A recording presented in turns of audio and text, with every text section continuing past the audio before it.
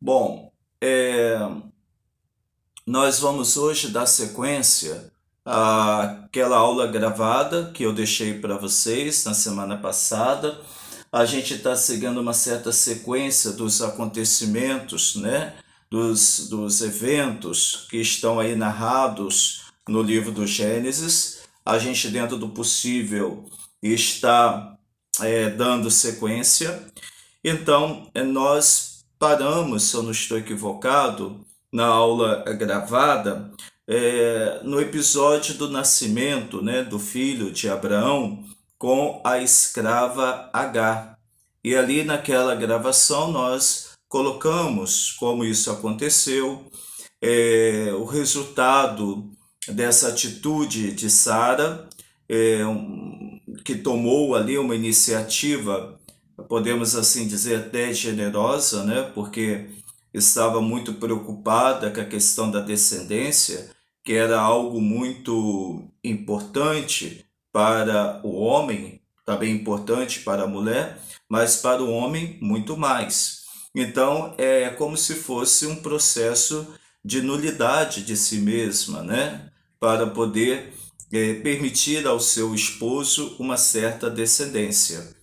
E vimos que Sara, quando age desta maneira, permitindo o relacionamento íntimo entre o seu esposo e a escrava Agar, ela assim fez pensando que o filho da escrava, de alguma maneira, seria filho seu, seria propriedade sua, né?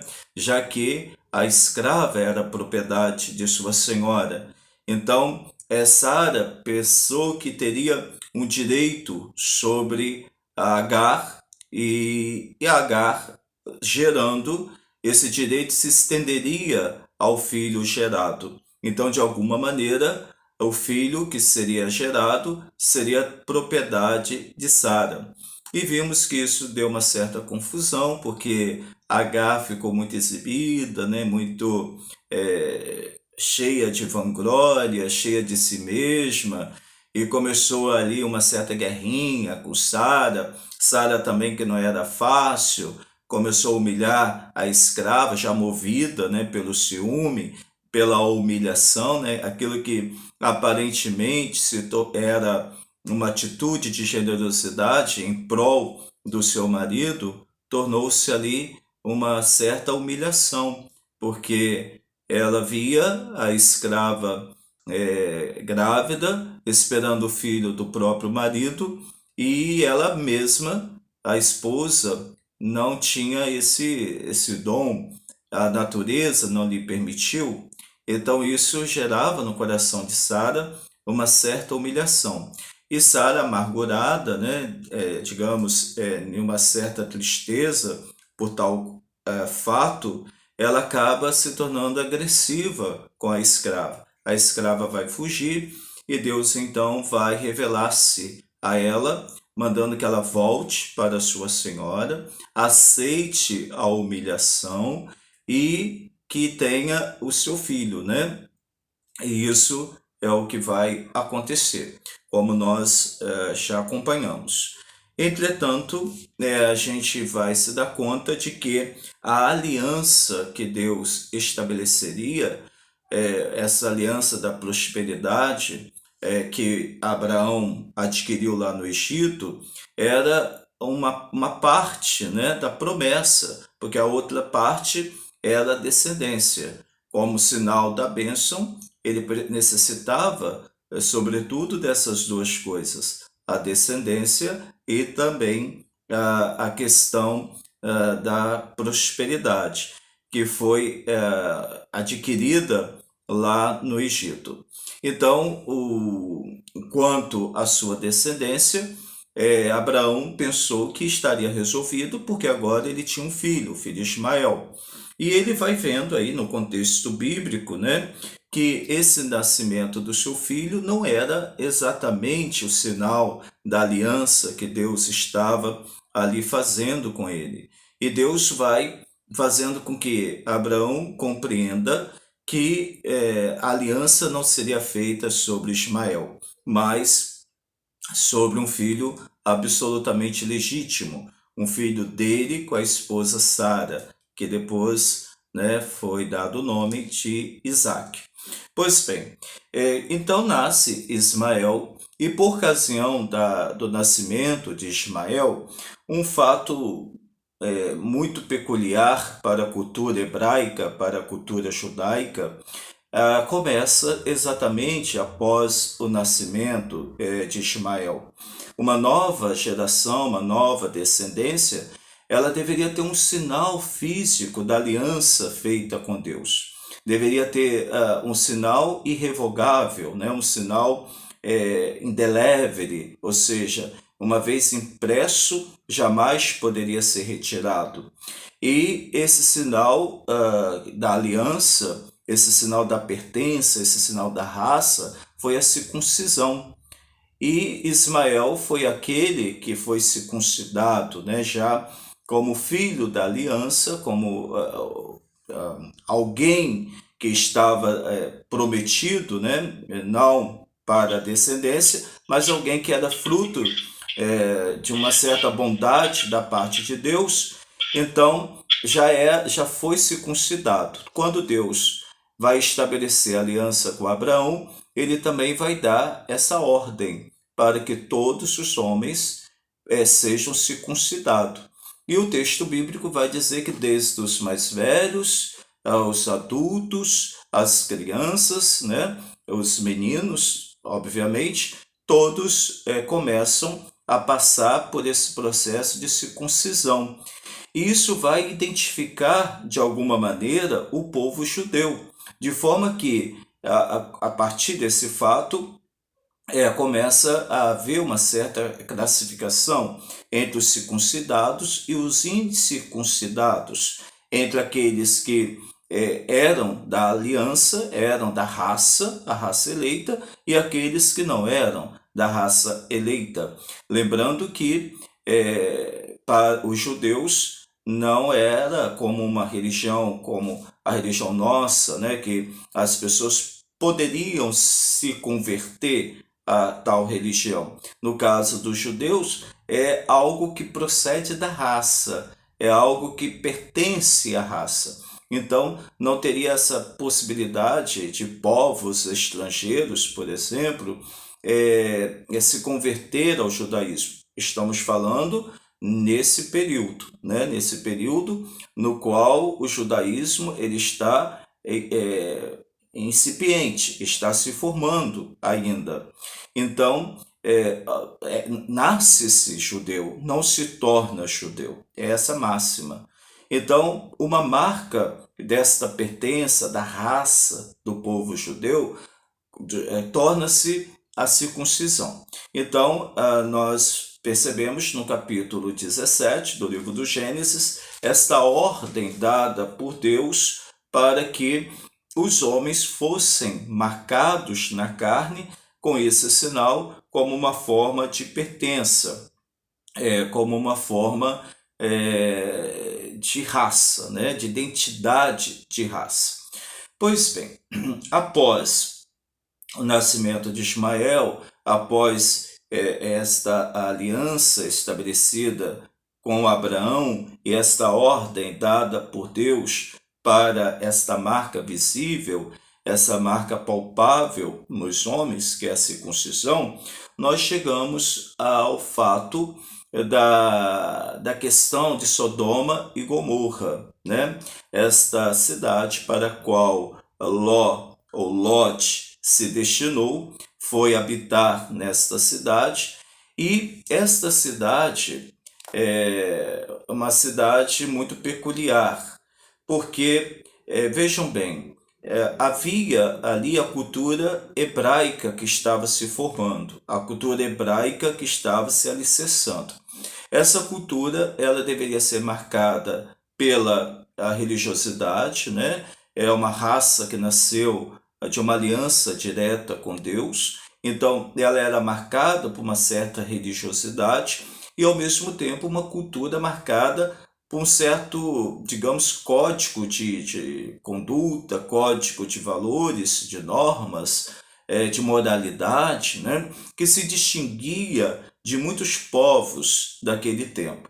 Então, o povo judeu não apenas começa a seguir a um Deus que fez com esse povo uma aliança, mas é um povo que se molda de acordo com aquele que fez a aliança. Então, tudo que vinha para aquele povo era algo que procedia do próprio Deus.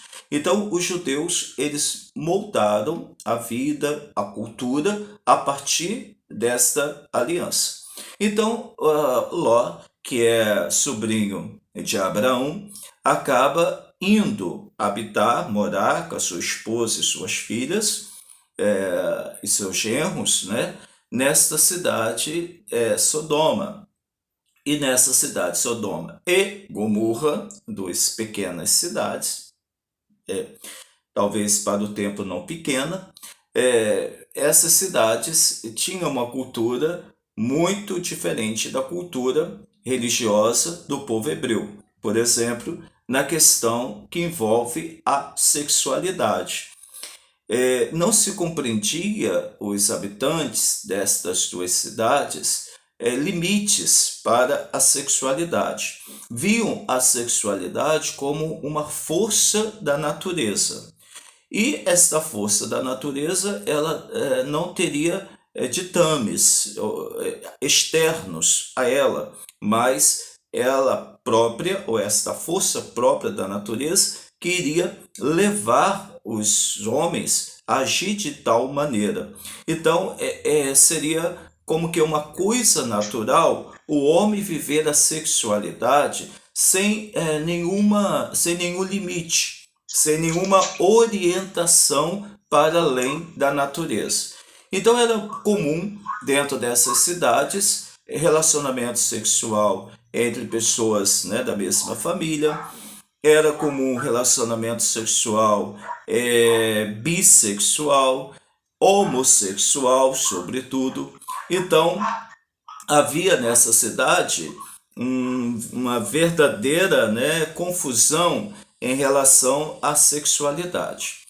O texto nos traz uma condenação para estas cidades, justamente por conta desse pecado relacionado à sexualidade. Vimos que quando Ló foi para essas cidades, nós podemos fazer uma pergunta: o que ele foi fazer nessas cidades? Qual era o sentido de Ló, uma pessoa de cultura hebraica, de uma religiosidade muito diferente, habitar em uma cidade de uma cultura, digamos assim, totalmente aversa àquilo que ele aprendeu e seguia em relação à aliança? Podemos compreender de várias maneiras. Uma delas é a providência. Deus envia Ló a essas cidades para que pudesse dar um ensinamento do que os homens podem acarretar mediante uma vida pecaminosa.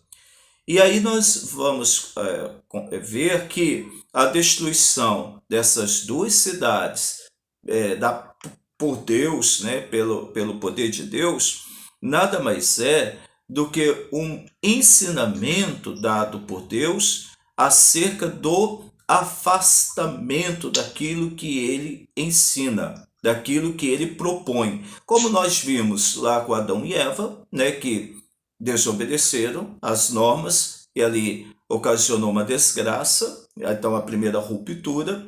Depois nós vimos uma segunda ruptura, a questão do dilúvio, né, que os homens também se afastaram de tal forma do caminho do bem, do caminho proposto por Deus, então veio o dilúvio. Depois vimos uma terceira destruição lá com a Torre de Babel. E agora, em um lugar determinado, geograficamente determinado, essas duas cidades. Então, contou o texto para nós que os anjos, né, assim a gente pensa, alguns homens mensageiros de Deus, enviados de Deus, foram para essa cidade e lá foram acolhidos, né, por Ló em sua residência. E lá os homens se interessaram pela beleza física desses enviados e, movidos pelo instinto da sexualidade, um instinto não regrado, um instinto não administrado, um instinto não direcionado, quiseram apoderar-se, né, sexualmente desses enviados. E ali os enviados vão professar aquilo que estaria para acontecer, que era a destruição daquelas cidades, vai mandar Ló sair daquelas cidades com toda a sua família, porque considerava essa família diferente, né? E nós precisamos observar que o agiógrafo ele é um hebreu. Então, obviamente, em todo contexto que a cultura hebraica estiver envolvida com uma outra cultura, nós sempre veremos uma sobreposição por parte do agiógrafo da cultura hebraica, né? Vamos assim falar uma formazinha de puxar sardinha para o seu lado, né? Então ali o agiógrafo está pondo a cultura hebraica como uma cultura salvadora, né? Aquilo que Ló trazia era algo salvador, aquilo que as pessoas ali estavam vivenciando era algo destrutivo. Então Ló vai avisar as suas filhas e seus genros, estes não acreditarão, não vão querer seguir Ló, então ele pega sua esposa, suas filhas, e vão lá para uma cidade chamada Zoar, que nada mais é do que pequeno, né? É uma expressão hebraica para dizer que é um lugar muito pequeno. A princípio seria para o alto de uma montanha, mas Ló pede para se refugiar nessa cidade e vão para lá. O que acontece? Esse anjo, esses mensageiros, dão ali umas normas, né, para que Ló saia apressadamente e que ninguém olhe para trás, né? E aí aquele episódio tão conhecido por nós, da esposa de Ló que olha para trás e vai virar uma estátua de sal. Essa forma, né, olhar para trás, ela volta muitas vezes dentro do texto do Evangelho, como quando o Senhor falou: quem põe a mão no arado e olha para trás não é digno de mim. Em tantas outras palavras, passagens, a gente encontra também essa negatividade do olhar para trás. Dentro da cultura grega, isso também era uma negatividade. A gente pode ver isso, por exemplo, no mito de Orfeu e Eurídice. Então, também fala um pouco disso, de olhar para trás como uma forma de fraqueza, né? No caso de Sara, a gente pode perguntar por que ela olhou para trás? Qual foi o sentido da esposa de Ló ter olhado para trás? Qual é o sentido disso? Qual é a razão desse olhar dela para trás? Será que ela olhou para trás e pensou assim: meu Deus, estou perdendo todos os meus bens? Estou perdendo tudo aquilo que eu já conquistei, todo o meu patrimônio? Ou ela olhou para trás de uma forma piedosa pelo que estava acontecendo naquela cidade? Ou ela olhou para trás movida por uma certa curiosidade, né? Enfim, a motivação do ato de olhar a gente não conhece, mas a gente conhece uma desobediência. E por essa desobediência, ela torna-se estátua de sal. Pois bem, saindo daquela cidade, aí vai acontecer um outro episódio muito interessante, que é a baguncinha, né, que as filhas de Ló fizeram.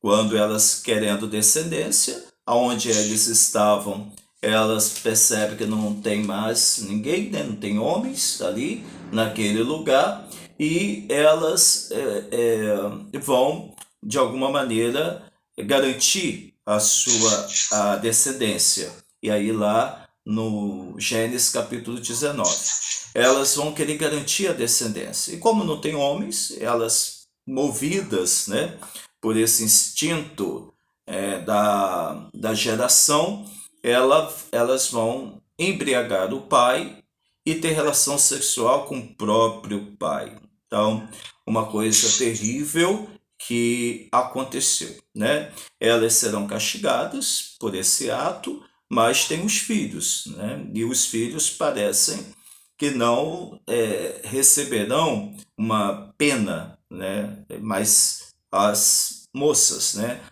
As filhas de Ló, que receberão esta penalidade pelo ato que fizeram. E ali nascem dois filhos, né? Dessa relação. Desses dois filhos surgirão dois povos, e dois povos inimigos, dois povos que estarão em constante guerra. E aí a gente vê isso lá no versículo 37 ao 38, o nascimento dos dois filhos, dando origem aos dois povos. Pois bem, então nós chegamos aí a esse momento caótico e no meio desses acontecimentos, nenhuma outra página, a promessa que Deus fez a Abraão de um filho dele com Sara, e esse filho, Isaque. Então nós já estamos no capítulo 21, quando os mensageiros do Senhor vão até Sara e Abraão e vão fazer esse anúncio, né, do nascimento de Isaque. O fato é que tanto Abraão quanto Sara, eles dão belos, dão um riso, né? Quando o anjo anuncia isso. A questão é o que significa esse riso dado por Sara e Abraão, sobretudo o riso de Sara. Será que é um riso de dúvida, de alguém que não está acreditando na palavra do anjo? É uma forma de se colocar diante do impossível de uma forma incrédula, né, que Deus possa fazer diferente. O riso de Sara, em muitos outros textos, sobretudo no Novo Testamento, não nos é apresentado como um riso de dúvida, de descrença, mas um riso de surpresa, né? Um riso, digamos assim, diante de um fato muito grandioso que ela estava ali ouvindo. Então, o riso seria uma expressão ali de contentamento e não de dúvida. Muitos autores divergem, muitos colocam esse riso de fato como riso duvidoso, né? De dúvida da fé, até porque isso vai ser corroborado dentro da própria leitura, quando o anjo vai, em várias maneiras, afirmar que Deus pode fazer e que Deus pode realizar. Então parece que eles estão tendo um diálogo no qual alguém está afirmando e alguém está duvidando. Aparentemente, o texto nos leva a perceber isso. Mas muitas passagens do Novo Testamento, sobretudo passagens de São Paulo, vão afirmar que não há essa incredulidade no coração de Sara e no coração de Abraão. E aí a gente faz um salto lá para o Novo Testamento e a gente vai ver uma realidade muito similar à realidade de Zacarias e Isabel, né? Quando Zacarias recebe a notícia, ele ali parece que de fato externou uma dúvida e aí ele foi castigado por esta dúvida, né? Bom, o fato é que nasce Isaque, o filho da aliança. Isaque, em hebraico, significa exatamente isso, o riso, a alegria, o contentamento, né? A felicidade. E Isaque vai se tornar esse símbolo da aliança. Bom, então vamos lá, vamos pensar o seguinte: Abraão agora está com dois filhos, Ismael e Isaque. A gente pode perguntar, por que Deus não fez aliança já com o primeiro filho de Abraão, Ismael? Nos parece que o texto bíblico quer ensinar o seguinte: na questão de Ismael, o que está por detrás é uma iniciativa humana. Uma iniciativa de resolver um problema é da forma humana. E Ismael é uma invenção de Sara. É algo que saiu da imaginação, do pensamento, do desejo de Sara. Então, algo muito humano. Ao passo que Isaac, ele sai do próprio Deus, né? Então, está no projeto de Deus, está no coração de Deus. Mas Abraão vai interceder e vai pedir a Deus pelo seu filho Isaac, para que não fosse abandonado, para que não fosse esquecido, e Deus de fato também vai fazer uma aliança com Ismael, né? Eh, Aliás, estava falando de Isaac e Ismael. Então Deus vai fazer uma aliança com Ismael e Isaac, sim, vai ser o filho da aliança, o protagonista daquilo que Deus havia prometido, né? Aquele que levaria adiante as promessas do Senhor. Então, Isaac é sim o filho da promessa, como a gente pode ver em Gênesis 17, 19, 22. Pois bem, então Isaac nasce, Isaac cresce, vai crescendo, né? E temos o fato do pedido de Deus para Abraão ofertar a vida do seu filho. Esse texto, essa passagem bíblica é uma passagem que eu considero assim muito forte, uma passagem belíssima, profundíssima, porque a questão é, por que Deus não pediu o sacrifício de Ismael? Ismael era o primogênito. Por que Deus não pediu o sacrifício de Ismael, mas vai pedir justamente o sacrifício de Isaac? Vejam que Abraão ele tinha consciência de ser Isaac, né? Como já falei, o prometido, o filho da promessa, e Deus vai pedir a Abraão o sacrifício daquilo que lhe era mais caro, daquilo que lhe era mais importante, o maior tesouro de Abraão. E quando se fala de Isaac, não está falando apenas de um filho, não está falando apenas de um ser humano. Está falando também de alguém que sobre ele está uma promessa, sobre ele está um milagre. E Deus, de repente, vem pedir a Abraão aquele que era o seu tesouro. E Abraão vai viver uma certa angústia.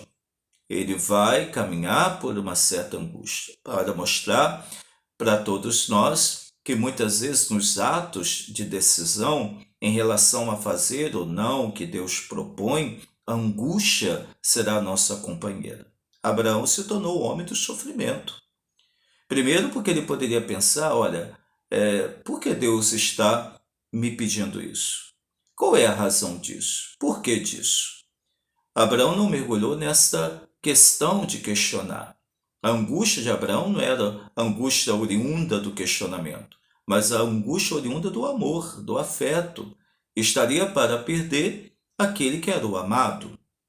E quando Abraão, de fato, decide levar Isaac, né, para o sacrifício, e ali nada mais era do que um ritual cerimonial, né, já que o sacrifício nada mais era do que o símbolo de uma aliança com Deus. Então, Isaac vai ser ali a vítima, o cordeiro, né, assumindo o lugar de um animal, e sem saber, ele vai caminhando aquele monte, vai subindo aquele monte, e a uma certa altura ele vai perguntar ao pai: Pai, aqui já está o altar, a lenha, mas onde está o cordeiro? Onde está a vítima? Não sabendo ele que ele próprio era a vítima. O fato é, como todos nós sabemos, que quando Abraão de fato ergue o punhal para matar o seu filho, para sacrificar, Deus impede. E Deus salva o filho de Abraão. Bom, no momento crucial, Deus veio ao encontro. Enquanto Abraão estava na sua angústia de fazer ou não fazer, Deus, digamos, assistiu como um espectador esse ato de Abraão. Mas quando Abraão decidiu, Deus não foi mais espectador, mas ele foi coadjuvante na ação de Abraão. Ele segura a mão de Abraão e Deus então salva o seu filho. A partir desse fato, Deus vai dizer que nunca mais pedirá o sacrifício, o derramamento de sangue humano, mas animais. Então, os animais acabam assim por substituir esse sacrifício. Depois a gente vai ver que na nova aliança, né, feita com o nosso Senhor Jesus Cristo, Deus que salvou Isaac não salvou o seu filho do alto da cruz. Mas aí já é uma outra questão. Então nós vamos parar aqui nessa questão do sacrifício de Isaac na aula de hoje e depois a gente vai dar sequência ao texto sagrado. Então, eu vou desligar agora a gravação